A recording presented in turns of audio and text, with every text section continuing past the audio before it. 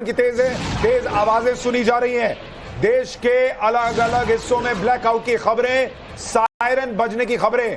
पंजाब के 3 शहरों में ब्लैकआउट की खबर, फिरोजपुर, फरीदकोट और पठानकोट में ब्लैकआउट की खबर, और सायरन बज रहा है। और जैसा कर्नल सिंह कह रहे थे, सायरन बजने का मतलब है कि प्रशासन ने कुछ तो देखा है और इसलिए वो लोगों को एहतियातन कह रहे हैं तुरंत घर में जाइए, तुरंत घर में जाइए। प्रशासन ने नहीं देखा है, रडार ने देखा है कि मेरे बॉर्डर के उस साइड से कुछ, अदरवाइज आपको रिएक्शन टाइम मिलेगा कैसे? ये ऑटोमेटिकली कनेक्टेड आइटम होते हैं। जैसे ही मेरे पास रडार है, 400 मीटर पर भी देखता है, किलोमीटर पर देखता है, 200 पे भी देखता है, 600 पर भी देखता है। जब हम देखते हैं कि ये कंफर्म हमारी तरफ आ रहा है, जिस शहर की तरफ, वो शहर का सायरन अपने आप बज पड़ता है। ओके, यानी कुछ रडार ने कैच किया और उसके बाद सायरन बजा है, और ऐसे सायरन नहीं बजा है, और उसी के साथ साथ आपका ब्लैकआउट होता है।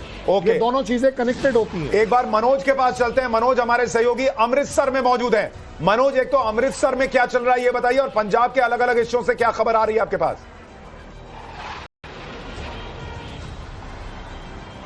देखिए, जहां मैं खड़ा हूं अमृतसर में, यहां पर फिलहाल ब्लैकआउट नहीं है, सब कुछ सामान्य चल रहा है पहले की तरह। लेकिन कई शहरों में ब्लैकआउट कर दिया गया, चाहे वो फिरोजपुर हो, फरीदकोट हो, पठानकोट हो और होशियारपुर की तस्वीरें आई हैं। इसके अलावा भी कई और शहरों से तस्वीरें आ रही हैं और लोग जो मान के चल रहे थे कि सीज फायर हो गया है और अब नॉर्मल सी लौट आएगी, लेकिन बड़ा झटका लगा है क्योंकि पाकिस्तान अपनी पुरानी फितरत दिखा रहा है। जिस तरीके से विश्वासघात उसने पहले से किया, वैसा ही विश्वासघात एक बार फिर वो कर रहा है। और तस्वीरें मैं इस वक्त आपको अमृतसर की दिखा देता हूं, जहां मैं खड़ा हुआ हूं। आज बाजार खुले हुए हैं, ब्लैकआउट नहीं है, ट्रैफिक है सड़कों पर, लेकिन पिछले 3 दिनों से ऐसी तस्वीरें यहां पर नहीं थी। लेकिन इसके अलावा ठीक है, अभी अमृतसर में चीजें नॉर्मल दिख रही हैं, लेकिन पंजाब के कई अलग अलग शहरों से सायरन बजने की आवाज और वहां पर जो है वो ब्लैकआउट होने की बातें जो है वो निकल कर आ रही हैं। बाड़मेर में धमाके की आवाज है, श्रीनगर में धमाके की आवाज है। देश के अलग अलग हिस्सों से ऐसी खबरें आ रही हैं। अब मुझे लग रहा है कोई डाउट नहीं है कि पाकिस्तान ने सीज फायर का उल्लंघन कर दिया है। पाकिस्तान अपनी औकात दिखा रहा है। 4 घंटे बॉस, 4 घंटे भी पाकिस्तान जो है वो अपने वादे पर नहीं टिक पाया और उसने सीज फायर का उल्लंघन कर दिया। ये बहुत बहुत बड़ी खबर आ रही है और अब इसका सीधा मतलब है कि भारत के पास हाई मोरल ग्राउंड है कि हम जो अब करेंगे वो सीधा एक्ट ऑफ वॉर मानकर करेंगे और दुनिया हमको नहीं बोल सकती बॉस, कोई नहीं बोल सकता। हमने अपनी तरफ से एक ऐसी पोजीशन में होते हुए जहां पर हम पाकिस्तान को ठोक रहे थे, पाकिस्तान के मिलिट्री इंस्टॉलेशंस को तबाह कर रहे थे, वहां के एयर बेसेस तबाह कर रहे थे, उसके बावजूद अगर हम सीज फायर के लिए तैयार हुए तो हमने दुनिया को दिखाया कि ठीक है, चलिए देखते हैं ये क्या कर सकते हैं, आप कह रहे हैं तो मान लेते हैं। लेकिन 4 घंटे भी पाकिस्तान नहीं रुक सका। उसने अपनी हैसियत दिखा दी, अपनी तस्वीर दिखा दी कि पाकिस्तान की सच्चाई यही है और अब दुनिया देख रही है, भारत रिस्पॉन्ड कर सकता है। एक और बड़ी खबर आ रही है, राजस्थान के जैसलमेर में भी ब्लैकआउट हो गया है। पुलकित नागर हमारे साथ हैं। पुलकित, आप जैसलमेर में मौजूद हैं, क्या खबर बताइए? देखिए, 2 खबरें हैं। पहला ये कि पुलिस ने पूरे इलाके में, पूरे जैसलमेर में ब्लैकआउट करा दिया है। दूसरी बड़ी खबर ये है कि अभी धमाकों की आवाज सुनी गई है, यानी कि जैसे ही रडार ने, शायद ये हमारे सिस्टम ने पकड़ा कि कुछ चीजें इधर की तरफ आ रही हैं, उसके बाद पुलिस की गाड़ी ने पूरे जैसलमेर को बंद करा दिया, जहां थोड़ी देर पहले दुकानें तक खुलने लगी थी और अब धमाकों की आवाज भी यहां से सुनी जाने लगी है।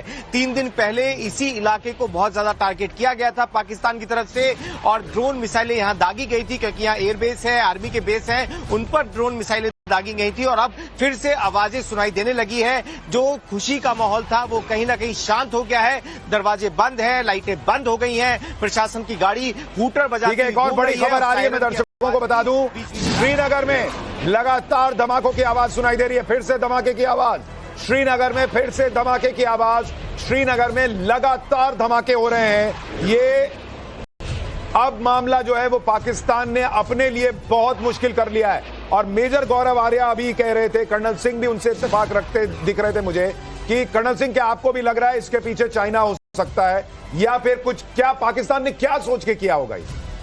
पाकिस्तान के पास 2 ही ऑप्शन है करने के लिए, अगर बिल्कुल एनालाइज करके देखें। एक ये है कि चलिए जी, जाते जाते और जितना करना है उतना कर दो, क्योंकि ये बात जाते जाते मतलब मरते मरते बिल्कुल। और दूसरा इसी को, और अब तो वो पक्का मरेगा सर। नहीं वही मैं बोल रहा हूँ, इसी को बोलते हैं कि जब गीदड़ की मौत आती है तो वो इंडिया की तरफ दौड़ना शुरू कर देता है, सीधी सीधी। और ये मैंने नहीं बोला है, हाँ। उनकी पार्लियामेंट के उनके पार्लियामेंटेरियन ने बोला है, हाँ, कि शेरों के आगे गीदड़ है। वो ये कोट कर रहा हूं मैं आपको, ठीक है, अथॉरिटी के साथ। हाँ। ज्यादा बड़ी बात ये भी है कि यस, अगर हम चाइना एंगल देखें, इस पूरी की पूरी लड़ाई में अगर किसी को फायदा होता है बिना इंटरफेयर किए या बिना खुद घुसे, वो किसको होता है? और मेरा इंडिया का नंबर 1 एनिमी कौन है?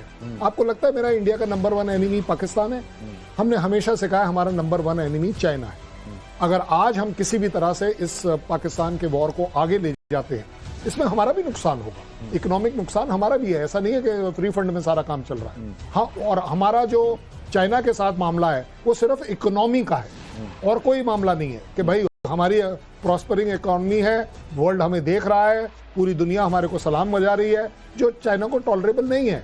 एक बड़ी इजी वॉर है, जैसे पाकिस्तान प्रॉक्सी वॉर कर रहा है। अब मोटे तौर पर सर फिर तो स्थिति ये बनेगी, अगर चाइना ये करवा रहा है जो आपका आकलन है, अनुमान है जी, तो ऐसे में पाकिस्तान चाइना एक तरफ और अमेरिका भारत एक तरफ और रशिया भारत एक तरफ, इस तरह की तस्वीर बनेगी। फिर नहीं, रशिया वाला पार्ट अभी भी हम कह नहीं पाएंगे। रशिया हमारे साथ America Bharat, but America Bharat भी, अमेरिका इज जिसको बोलते हैं ना टिपिकल सेल्फिश बिजनेसमैन।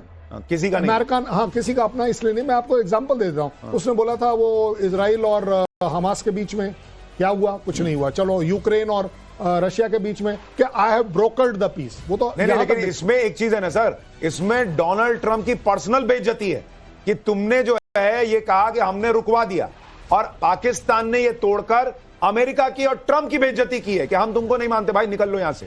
ये तो सीधे सीधे मेजर गौरव आर्य आप ट्रंप को कह रहे हैं कि मेरे पास तुमने जो भी कहा किया, मेरे नजर में कोई वैल्यू नहीं है, हमको जो करना हम करेंगे। देखिए ना, आपने पूछा कि दोस्त कौन है, मुझे तो नहीं लगता कि ऐसे कोई दोस्त होता है। हाँ, लोग सपोर्ट करते हैं from time to time based on mutual interest.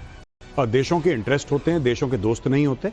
दोस्त आप और मैं हो सकते हैं, दो देश। देखिए, और अमेरिका, नेवर ट्रस्ट अमेरिका, वो आपको बहुत पुरानी कहावत याद है, you know, it is dangerous if you are America's enemy but to be America's friend is fatal. तो अमेरिका किधर जाएगा ये तो भगवान मालिक है, लेकिन इस वक्त भारत और पाकिस्तान के बीच जो तनाव है वो किस तरफ जा रहा है, इसमें कोई संदेह नहीं है। पाकिस्तान ने अपना पैर कुल्हाड़ी पर फिर मार लिया है। 4 घंटे जो है उसने कुल्हाड़ी को धार दी और उसके बाद पैर मारा। मतलब सीज फायर की बात करके पाकिस्तान ने यह किया है। और पठानकोट में भी सायरन की आवाज आ रही है। अभिषेक राज हमारे सहयोगी जो है उस पर जानकारी देंगे। अभिषेक, क्या खबर? देखिए, बिल्कुल पठानकोट में अभी इस वक्त पूरा ब्लैकआउट है। अगर तस्वीरों में आपको दिखाऊं मैं, पीछे सिर्फ आपको अंधेरा नजर आएगा।